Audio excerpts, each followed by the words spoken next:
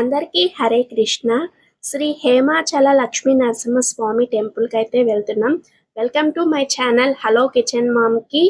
So ఇది వచ్చి మనం శ్రీ హేమాచల లక్ష్మీ నరసింహస్వామి టెంపుల్ అయితే ఎలా ఉంటుంది అన్నది మీకు నేను చూపిస్తాను. ఇది మనకి చాలా అంటే చాలా దూరం అండి. ఇది తెలంగాణలో ఉంటుంది. సో ఇది మనం సమ్మక్క సారక్క జరుపుకునే ప్లేస్ కూడా చాలా దూరం అనమాట. సో నేను ఫస్ట్ టైమే వెళ్తున్నాను. నా ఎక్స్పీరియన్స్ అనేది మీతో షేర్ చేసుకుంటానన్నమాట. సో మొత్తం ఎటు చూసినా కొండలే ఉన్నాయండి, అలాగే కోతులు కూడా ఉన్నాయి.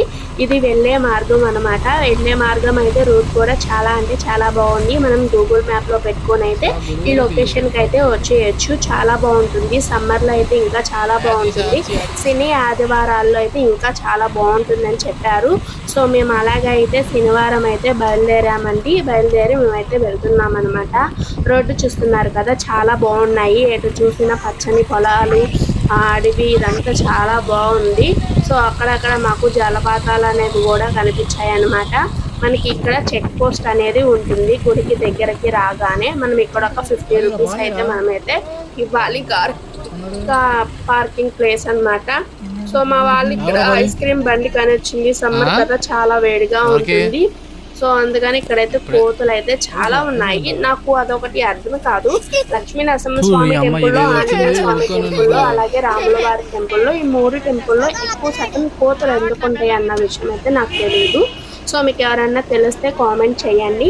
మనమైతే గుడికి చాలా దగ్గరగా అయితే వచ్చేసామన్నమాట. చాలా మంది అయితే ఉన్నారు. చాలా అంటే చాలా కోతులు ఉన్నాయండి. మీ చేతుల్లో ప్రసాదాలు మీరు తీసుకున్నప్పుడు చాలా అంటే చాలా జాగ్రత్తగా ఉండాలి. మనమైతే ఇదేనండి మనకి ఆచి అనమాట. మనం స్టార్టింగ్ అనమాట వెళ్ళడం అనమాట. ఇది చాలా అంటే చాలా బాగుంది. ఒకసారి అందరూ కూడా జై లక్ష్మీ నరసింహస్వామికి జై అని కామెంట్ అయితే చేయండి. సో మనం ఇక్కడేనండి కార్ పార్కింగ్ అయినా, ఆటో పార్కింగ్ అయినా ఇదంతా అయితే చాలా ప్రశాంతంగా ఉంది. చాలా బాగుంది. చాలాసేపు కూర్చోడానికి కూడా బాగుంది. కానీ ఎండ ఎక్కువ వస్తే మాత్రం చాలా వరకు ఇక్కడ ఫస్ట్ అయితే మేము ఇలా స్టార్టింగ్ కార్ పార్కింగ్ పెట్టిన తర్వాత మనకి కుడివైపు అనమాట ఇక్కడ ఒక అమ్మవారు ఉంటారు. అసలు ఎంత బాగున్నారో చూడండి, ఎన్ని చేతులతో. ఇక్కడ వాళ్ళు ఖచ్చితంగా వచ్చిన వాళ్ళందరూ పసుపు, కుంకుమ, గాజులు ఇవన్నీ ఇచ్చేసి అయితే దండం అయితే పెట్టుకుంటూ కొబ్బరికాయలు అయితే కొడుతున్నారు. ఇంకా అలా మనమైతే ముందుకైతే ప్రయాణిస్తున్నాం అనమాట. సో నేను మొత్తం చెప్దామంటే చాలా నాయిస్ గా ఉంది. సో అందుకనే నేను ఎక్కువ శాతం చెప్పలేకపోయి ఎక్కువ శాతం ఇలా చెప్పాల్సి వస్తుంది. అప్పటికప్పుడు అనుభవం అనేది చెప్పడం చాలా బాగుంటుంది. మనం అంతా అయిన తర్వాత చెప్పడం అనేది కొంచెం చాలా కష్టంగా ఉంటుంది. కానీ టెంపుల్స్ గురించి చెప్పడం మాత్రం అసలు అలాంటి ఏమి ఉండవు. మీరు కావాలంటే చెప్పులు మనం గుడి దగ్గరికి వెళ్ళిన తర్వాత మనకు అక్కడ ఎవరన్నా డబ్బులు తీసుకొని జాగ్రత్త చేసే వాళ్ళు ఉంటారు. లేదు పర్వాలేదు మనం చెప్పులు తీసుకెళ్ళాలంటే, ఎందుకంటే సమ్మర్ అప్పుడు మాత్రం కాళ్ళు చూస్తున్నారు కదా ఎన్ని కోతులు అంటే అసలు ప్రసాదాల కోసం పాపం చాలా అంటే చాలా ఇబ్బంది పడుతున్నారు. వాటర్ అయితే బాగానే ఉంది.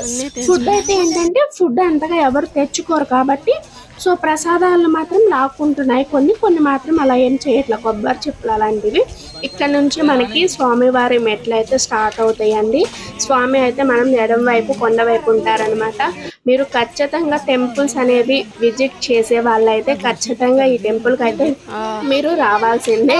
ఇక్కడ చాలా అంటే చాలా ఒక అద్భుతమైనది ఒక విషయం అయితే ఉంది. అది మీకు వీడియోలో చెప్తానమాట. ఎక్కడ స్కిప్ చేయకుండా అయితే మీరు చూడండి. సో మనం ఇట్లా మెట్లన్నీ ఎక్కేస్తూ ఉండాలి. మనకి రైట్ సైడ్ ఏంటంటే ఇక్కడ అన్నదాన కార్యక్రమం అలాంటివి కూడా జరుగుతాయి అన్నమాట. మీరు ఎవరన్నా ఇవ్వాలనుకుంటే కూడా ఇవ్వచ్చు. మనం ఇక్కడ కాళ్ళు అవన్నీ కడుక్కొని మనకి ఫస్ట్ ఇక్కడ ఇదంతా కింద అనమాట. మనకి ఇక్కడ ఇదంతా కింద సైడ్ అనమాట. కింద సైడ్ అంటే ఎవరు నార్మల్ గా వెళ్ళిపోతున్నారు. ధ్వజస్తంభం కూడా ఉందన్నమాట. చాలా అంటే చాలా ప్రశాంతంగా ఉంది. నేను ఇది ఫస్ట్ టైం, కానీ చాలా సార్లు మేము ఏ టెంపుల్ అయినా అనుకోగానే భగవంతుడు మా మీద చాలా అంటే చాలా కృప చూపిస్తాడండి. సో మేము ఇలా అనుకోగానే మా నాన్న మమ్మల్ని ఖచ్చితంగా అయితే తీసుకెళ్తారు. ఇంత దూరం చాలా దూరమైన ఎన్ని కిలోమీటర్లు అయినా సరే మాకు తీసుకెళ్ళను అని అయితే అసలు ఎప్పుడు చెప్పరు. మా నాన్న మా తమ్ముడు ముందు అయింది. మా తమ్ముడు డ్రైవింగ్ చాలా బాగా చేస్తాడు. సో తను ఎంత దూరం అయినా సరే దేవుడి గుడికి మనం అందరం చూడాలి, ఆ దేవుడి యొక్క బ్లెస్సింగ్స్ మన పైన ఉంటాయి అని చెప్తే చాలు మా తమ్ముడు ఖచ్చితంగా తీసుకెళ్తాడు. మనం లైన్లో అయితే ఇలా ఉండాలి. మేము ఆ రోజు చెప్పాను కదా, మేము శనివారం వెళ్ళాము. చాలా మంది పూజ అయితే చేయించుకుంటున్నారనమాట. సో ఇక్కడ పూజారులు అందరూ అయితే దర్శనం చేసుకొని వెళ్ళమని చెప్పేసి అంటున్నారు.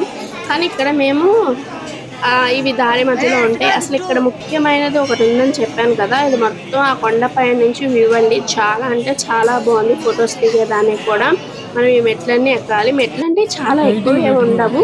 ఇదేనండి ఇక్కడ చూస్తున్నారు కదా స్వామివారిని. నేను వీడియో తీద్దామని చూశాను కానీ నాకు బ్లాక్గా ఉంది, ఎందుకంటే ఆయన గృహలో ఉంటారు.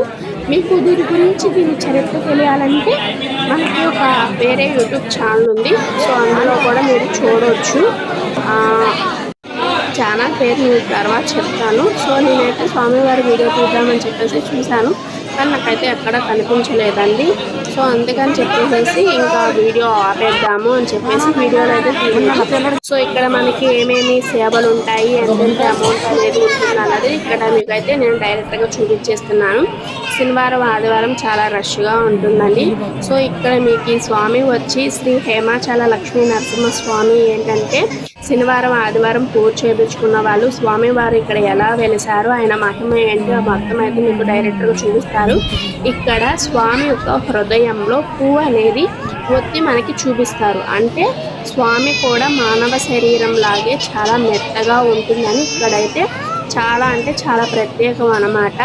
స్వామివారికి పిల్లలు లేకపోయినా సంతానం లేకపోయినా ఎలాంటి ఆరోగ్య సమస్యలు ఉన్నా ఇక్కడైతే చేస్తారండి. ఖచ్చితంగా వాళ్ళు మాత్రమే వెళ్ళాలి, ఎందుకంటే పరిష్కారాలు అవన్నీ వాళ్ళకే చెప్తారు. సో వాళ్ళు మాత్రమే పాటించాలి, పక్కన వాళ్ళు ఎవరికి చెప్పరనమాట.